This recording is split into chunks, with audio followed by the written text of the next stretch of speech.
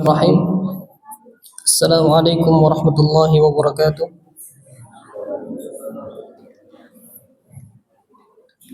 Alhamdulillahi ala ihsanih wa syukru lahu ala taufiqihi wa amtinanih.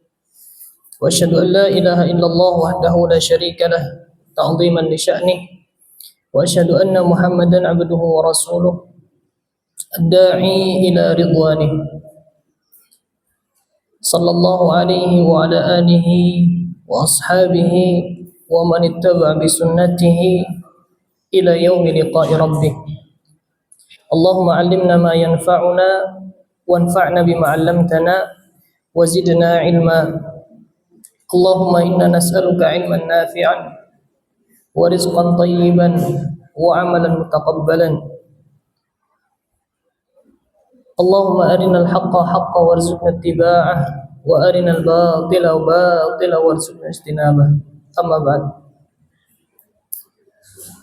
Ikhwati wa akhwati, azzani Allah wa iyyakum. Kaifa halukum? Alhamdulillah. Gimana kabarnya sore hari ini? Semoga senantiasa Allah limpahkan kepada kita nikmat kesehatan, nikmat waktu luang, yang mana kedua nikmat tersebut banyak kaum muslimin yang lalai terhadapnya. Sampai-sampai baginda Nabi telah mengingatkan 1446 tahun yang lalu. Beliau mengatakan, ni'matani maghbunun fihi ma katsirun minan nas.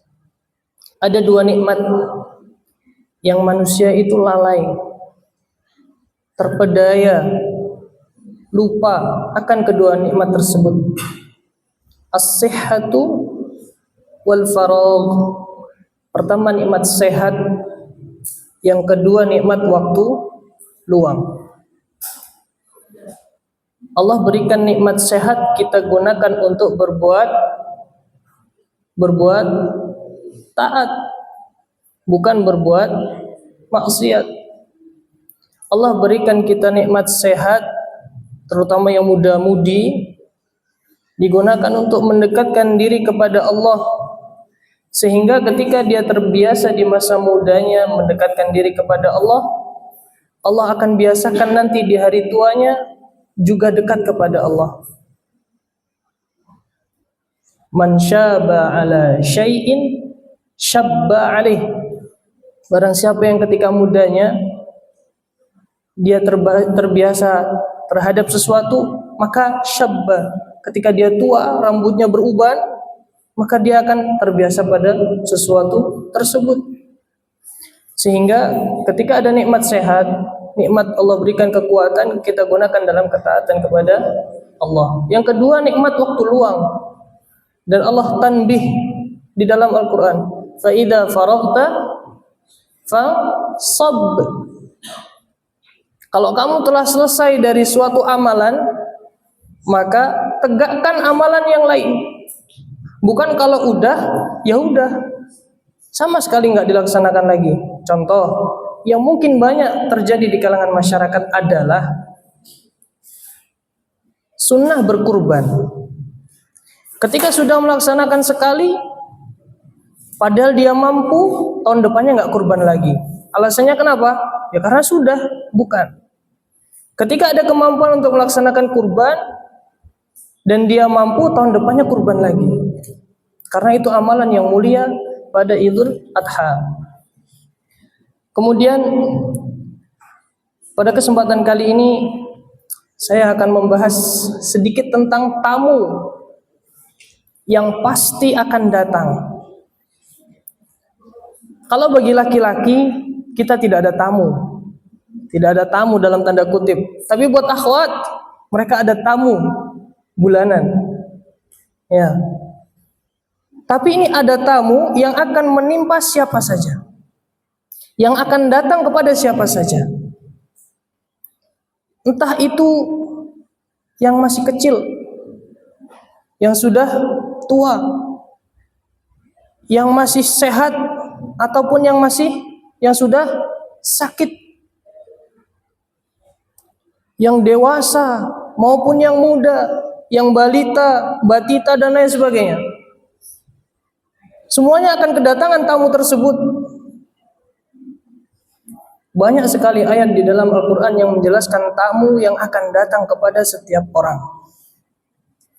Bahkan telah Allah tuliskan ketika seseorang tersebut ada di dalam perut ibunya, ketika dia berumur 120 hari.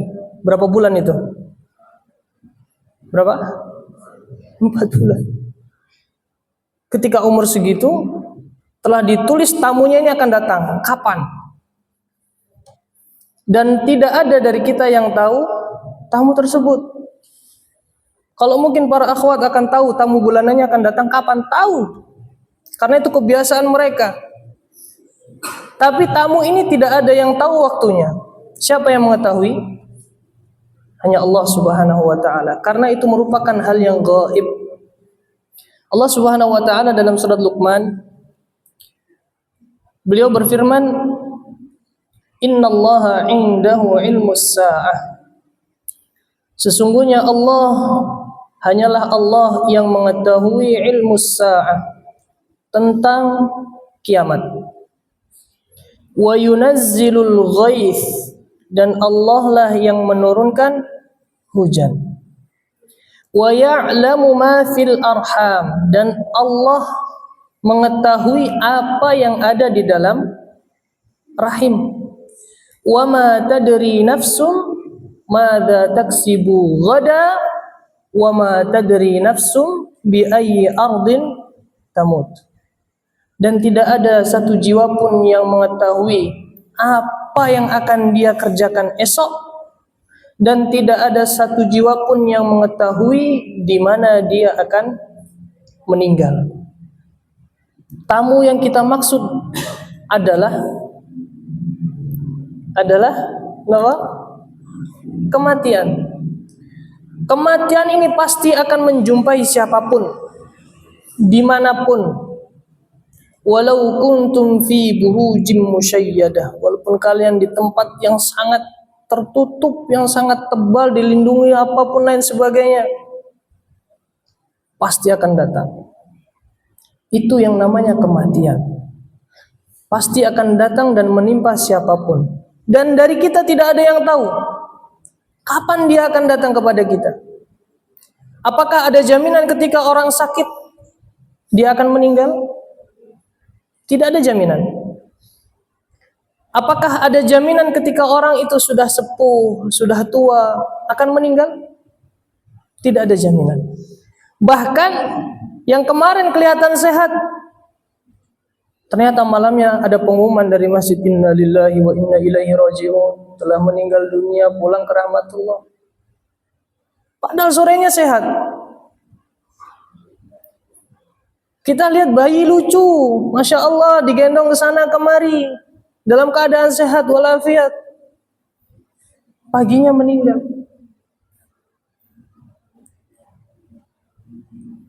Bahkan anak punya kedua orang tua, bapak dan ibu.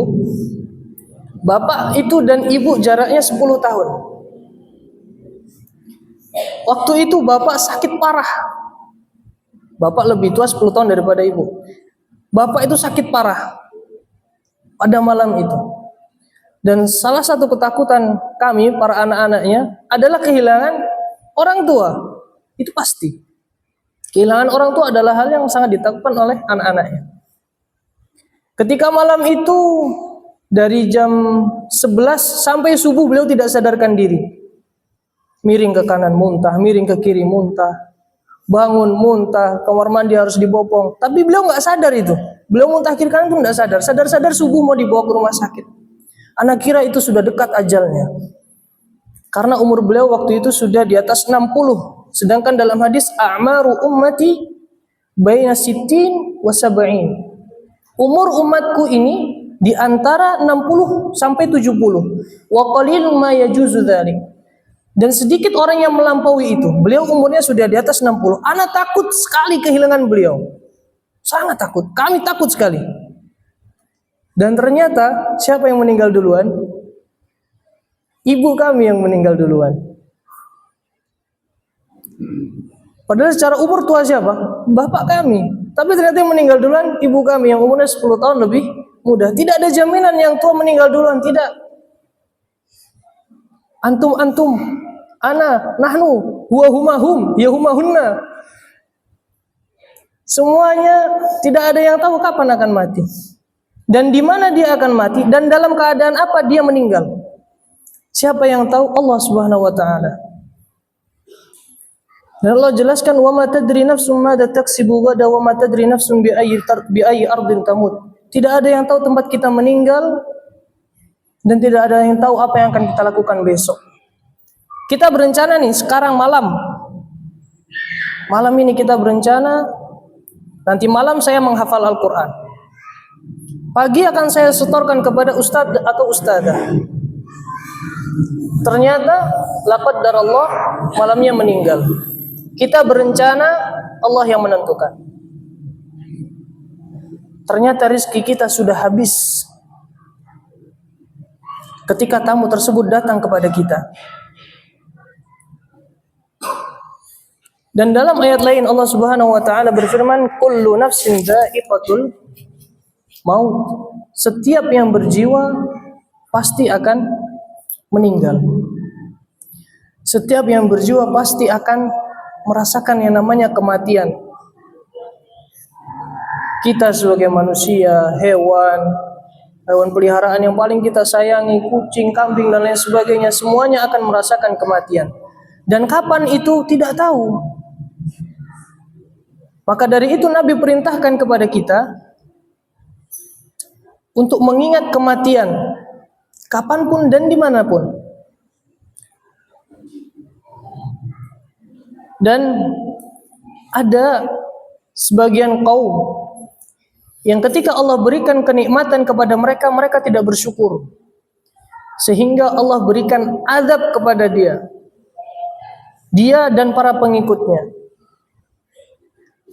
Kalau kita lihat ceritanya salah satu dari kaumnya Nabi Musa alaihissalam, orang yang paling kaya. Siapa orang yang paling kaya? Yang hartanya tidak tahu ditenggelamkan oleh Allah di mana, tapi ketika ketemu di Indonesia, barang yang tertumpuk di dalam tanah, dalam kendi berupa emas, orang bilangnya apa? Harta karun.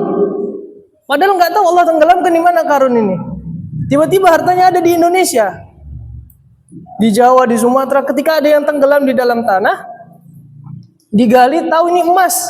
Oh, saya nemu harta karun.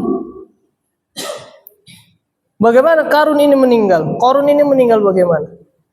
Sudah diingatkan, la tafrah innallaha la yuhibbul farihin wabtaghi fima ataqallahu ad-daral akhirah wa la tansa nasibaka minad dunya.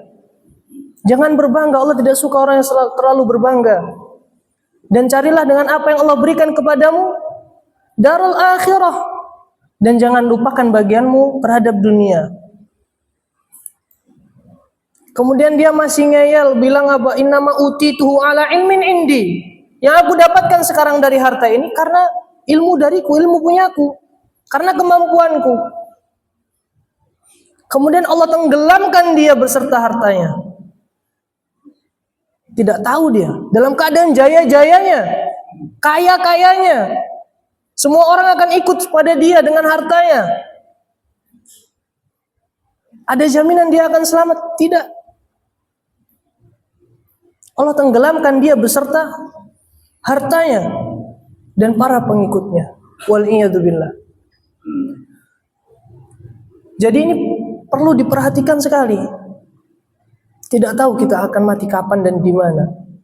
Kemudian pertanyaan bagi diri kita, ketika kita mengetahui hal tersebut, apa yang sudah disiapkan untuk menyambut tamu yang pasti akan datang? Amalan solehkah atau amalan tolehkah? Jika amalan soleh, maka berbanggalah, berbahagialah, bersenang-senanglah, dan mintalah kepada Allah istiqamah. Semoga Allah wafatkan kita dalam keadaan sedang beramal saleh. Allahumma amin. Sehingga ketika kita merasakan kematian itu datang, kita dalam keadaan beribadah, mendekatkan diri kepada Allah. Bukan dalam keadaan sebaliknya. Dalam perkataan Arab, mereka mengatakan man ta'awwada ala syai'in shara ahlah. Barang siapa yang terbiasa terhadap sesuatu, maka dia akan menjadi ahlinya. Kalau dari sekarang ini terbiasa melakukan kemaksiatan wal'iyadzubillah, hati-hati dia akan menjadi ahli kemaksiatan. Dan na'udzubillah diwafatkan dalam keadaan su'ul khatimah, akhir yang buruk. Wal'iyadzubillah. Tidak ada dari kita yang ingin seperti itu. Ada yang beranggapan masa muda, refreshing dulu kan, jalan-jalan dulu ya kan, habisin duit orang tua dulu ya kan. Nanti ketika sudah tua di atas 40 baru taubat. Siapa yang menjamin Anda akan taubat di umur 40? Tidak ada. Siapa yang menjamin Anda akan bahagia dan akan bersama cucu di lingkungan yang menyenangkan, dalam keadaan orang-orang yang soleh mengelilinginya? Siapa yang menjamin hal tersebut? Adakah jaminan tertulis di ini Anda? Tidak ada. Nanti umur 40 saya taubat. Kalau ditato mungkin tatonya ada, tapi hatinya belum tentu Allah balikkan dalam keadaan ketaatan. Siapa yang menjamin hal tersebut? Maka perlu persiapan dari sekarang, dari dini, dari waktu sekarang, untuk menyambut kematian tersebut.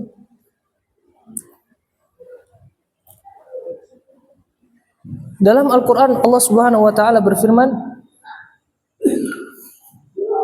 Alhaakumut takatsur hatta zurtumul maqabir. Memperbanyak uang, memperkaya diri, ini telah melalaikan kalian. Tegas dalam Al-Quran. Sampai kapan orang itu akan terhindar dari kelalaiannya? Hatta zurtumul maqabir, sampai kalian menziarahi kubur. Kenapa yang Allah sebutkan adalah ziarah kubur? Kenapa yang Allah sebutkan adalah ziarah kubur? Bukan ziarah Masjidil Haram, Masjidil Aqsa, Masjidil Nabawi. Karena dengan kita menziarahi kubur, kita tahu apa yang kita miliki sekarang dari kekayaan, kesenangan, keistimewaan dan lain sebagainya akan hilang ketika kita wafat. Semua akan sirna. Semua akan musnah ketika Allah tarik ruh dari jasad. Dan apa yang tersisa dari kita? Hanya badan, tidak bisa menikmati apapun. Dan yang akan dibawa di dalam kubur hanya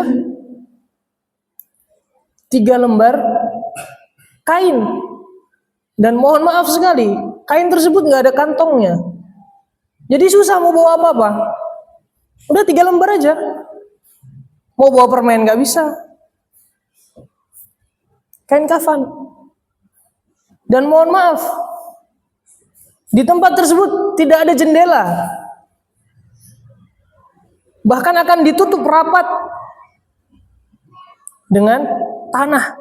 Bahkan dulu orang yang memuliakan antum, menyanjung antum, ketika antum dikubur, antum diinjak-injak. Karena tanahnya dipadatkan. Betul. Begitulah. Jadi kematian pasti akan datang. Apa yang kita siapkan? Dan Nabi mewanti-wanti.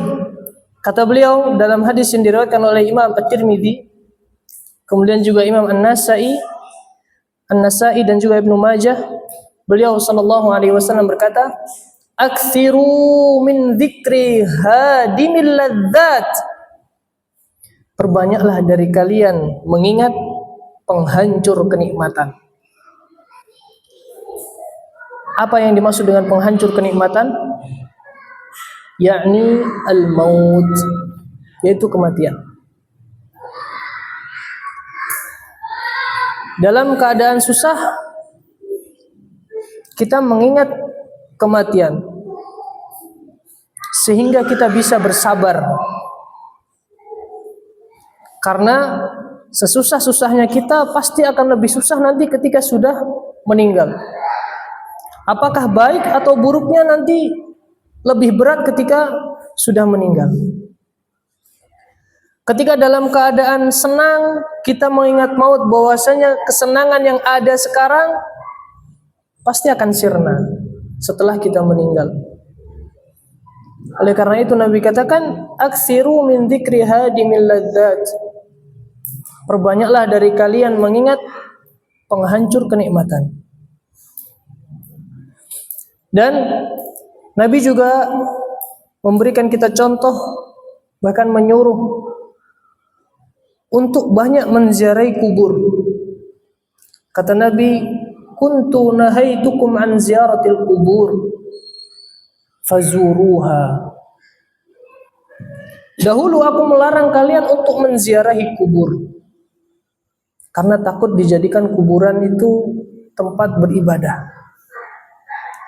Makanya waktu itu dilarang. Kemudian kata Nabi, fazuruha, tapi sekarang kalian ziarahilah kuburan tersebut.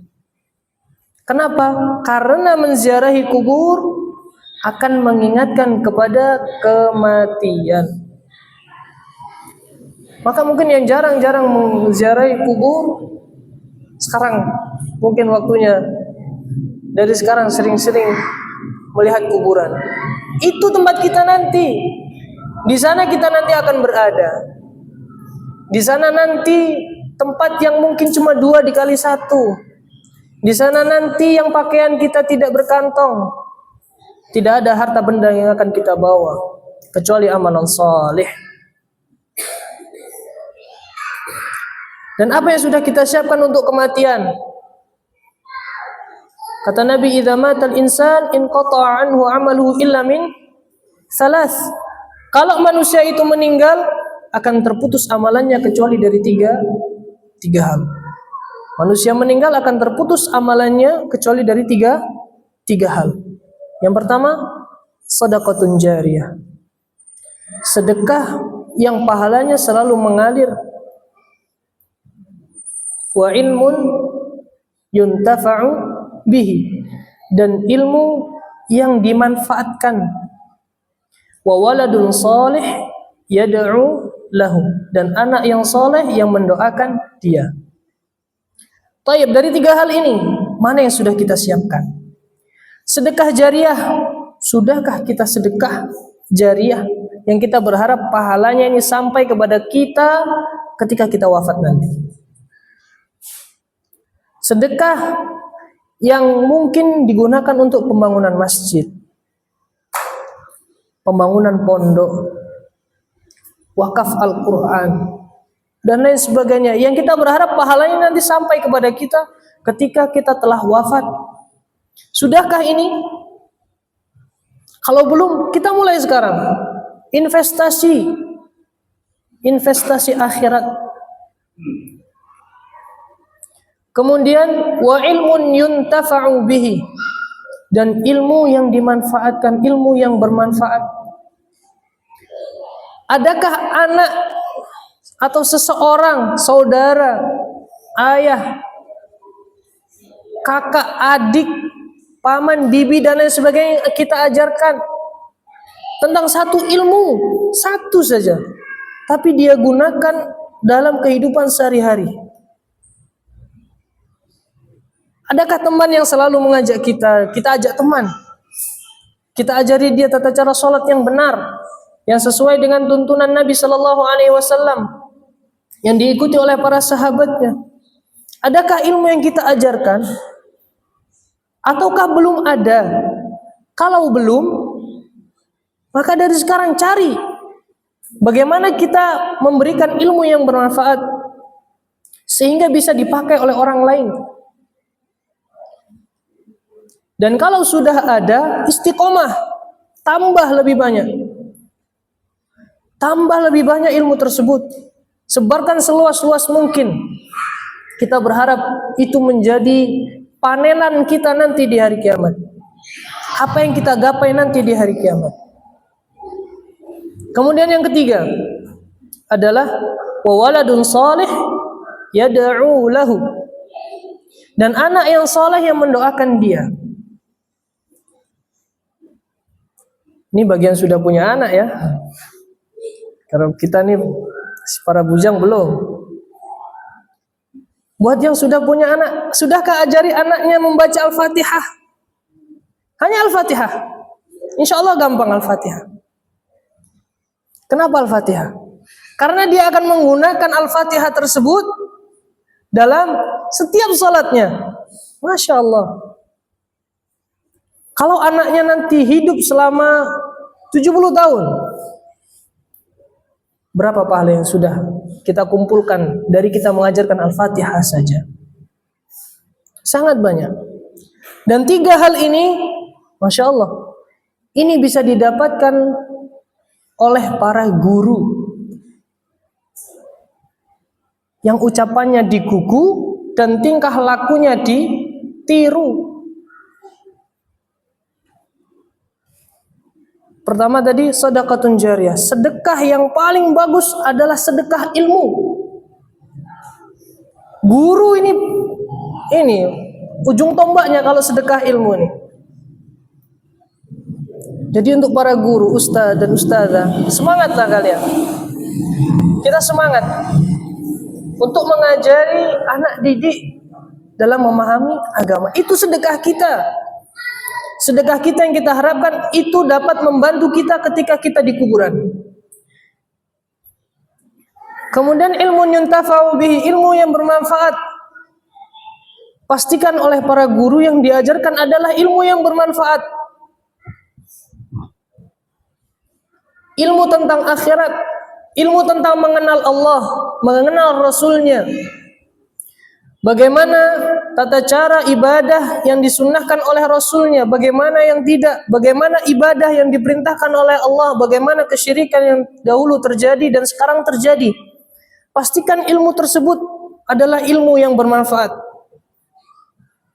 Kemudian waladun salih yad'u lahu, untuk para bujang, kalau seumpamanya belum memiliki anak, antum memiliki anak didik. Anak didik yang jumlahnya bukan cuma 1. Ikhwan ada berapa nih anak? 1, 2, 3, 4, 5, 6, 7, 14. Oh 15. Satu lagi mana? Oh satu yang ulang. Ada 15. 15 ini antum didik dan anak tersebut mendoakan antum. Masya Allah. Ustazah, santrinya sekarang ada 20-an, 25. Hampir 30 nggak? Dididik dengan benar, ternyata santrinya mendoakan ustazahnya, Masya Allah. Semua hal tersebut didapatkan oleh para guru. Kesombongan apa yang kurang dari para guru? Masya Allah. Harus bangga jadi seorang guru. Tapi guru yang benar-benar ucapannya dapat digugu dan tingkah lakunya dapat ditiru. Dan ketika seseorang itu kedatangan tamu tersebut, tamu yang pasti datang, tidak akan ada yang bisa menolong dia dari kematian. Walaupun dia dalam keadaan sehat, walaupun dia dalam keadaan kuat, dan lain sebagainya. Oleh karena itu, Allah perintahkan di dalam Al-Quran untuk kita melaksanakan berinfak. Di dalam surat Al-Munafiqun Allah berfirman, wa anfiqu mimma razaqnakum, dan infakkanlah dari apa-apa yang kami berikan kepada kalian, min qabli ayyatiya ahadakumul maut, sebelum datangnya kematian. Kenapa? Ketika datangnya kematian, dia akan bilang apa? Fayaqulu Rabbi. Ketika datang kematian, dia akan berkata, wahai Rabbku, laula akhartani ila ajalin qarib. Kalaulah engkau akhirkan ajalku sesuatu saat mendatang, bukan sekarang tapi nanti gitu. Fa asaddaqa wa akum minas salihin. Aku akan bersedekah dan aku akan menjadi orang yang saleh. Ketika datang kematian, dia minta apa? Laula akhartani ila ajalin qarib. Dia minta diakhirkan ajalnya ketika datang kematian. Fa asaddaqa wa akum minas salihin. Aku akan bersedekah dan aku akan menjadi orang yang saleh.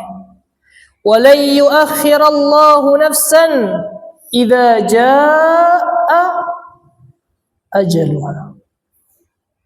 Dan Allah tidak akan mengakhirkan suatu jiwa pun ketika ajalnya datang.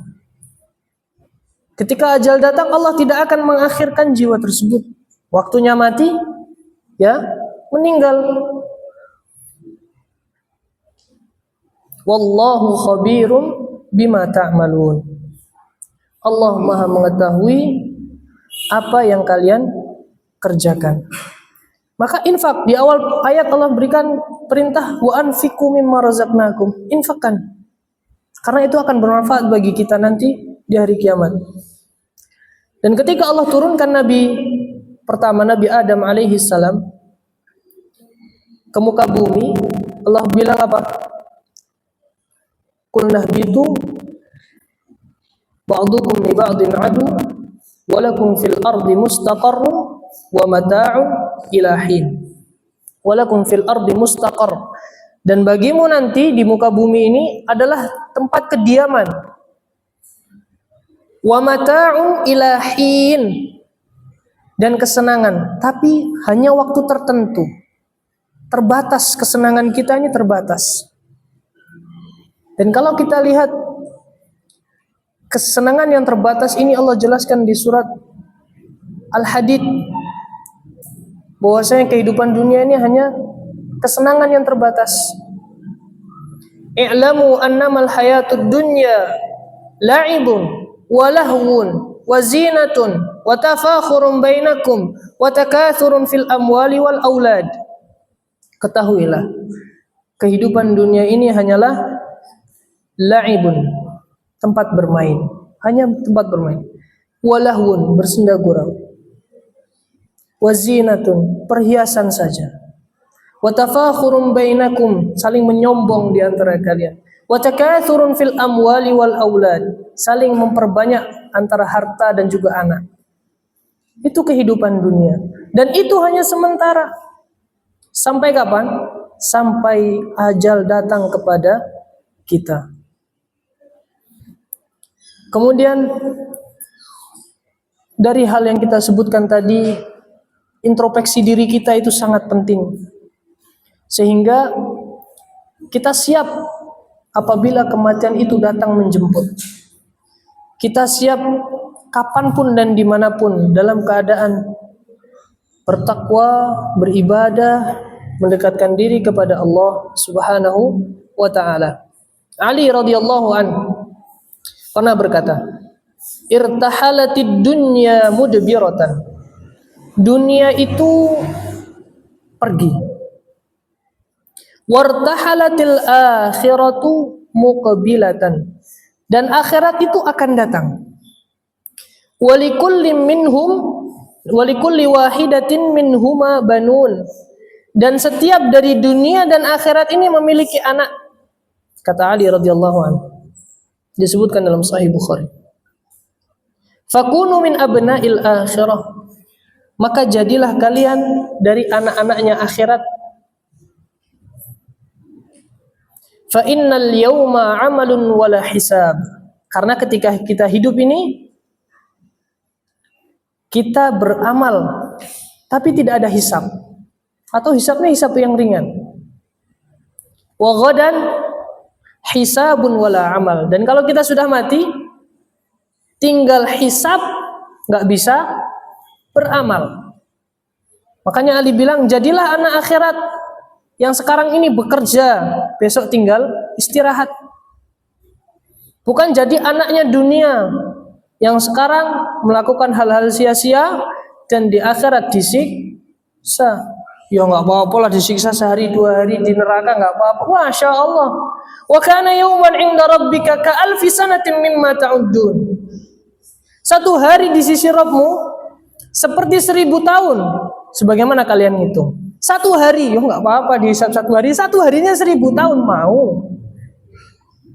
Dan adab yang paling ringan di akhirat apa?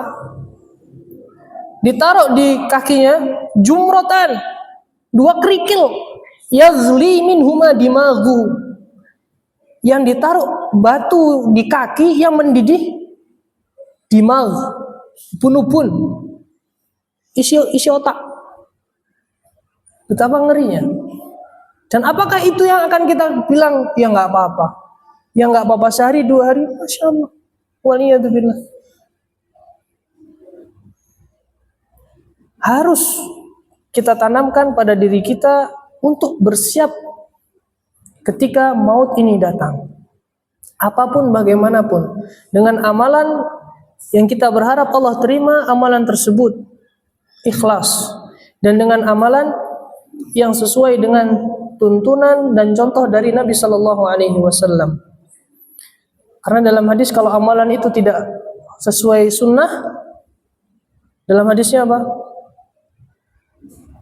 Fahuwa raddun, akan tertolak itu kalau tidak sesuai sunnah.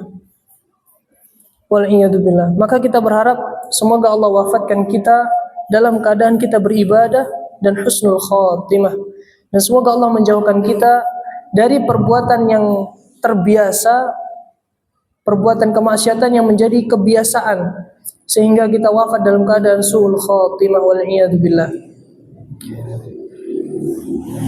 Mungkin ini yang bisa saya sampaikan dalam kajian kali ini. Kurang lebihnya saya mohon maaf. Kemudian terakhir, nasihati li akhwati, la adri idza jaa ahadukunna ma la yahillu lakunna an tusalli fala tushawwish 'ala al-musallin fa arju minkunna as-samtu was-sukut. Lil akhwat idza ja'akunna al-masjida wa wahidun minkunna ihdakunna aw akthar min wahidah la tusalli fala tushawwish 'ala al-musallin fa arju liman yafham al-arabiyyah yutarjim liman la yafham. Mungkin ini yang bisa saya sampaikan. Semoga Allah jadikan kita orang-orang yang selalu beribadah kepada Allah, istiqomah di jalannya, dan Allah wafatkan kita dalam keadaan husnul khatimah, dan semoga Allah jauhkan kita dari su'ul khatimah. Sallallahu ala nabiyina Muhammad wa ala alihi wa sahbihi ajma'in. Kita tutup dengan doa kafaratul majlis. Subhanakallahumma bihamdika asyhadu an la ilaha illa anta astaghfiruka wa atubu ilaik. Assalamualaikum warahmatullahi wabarakatuh.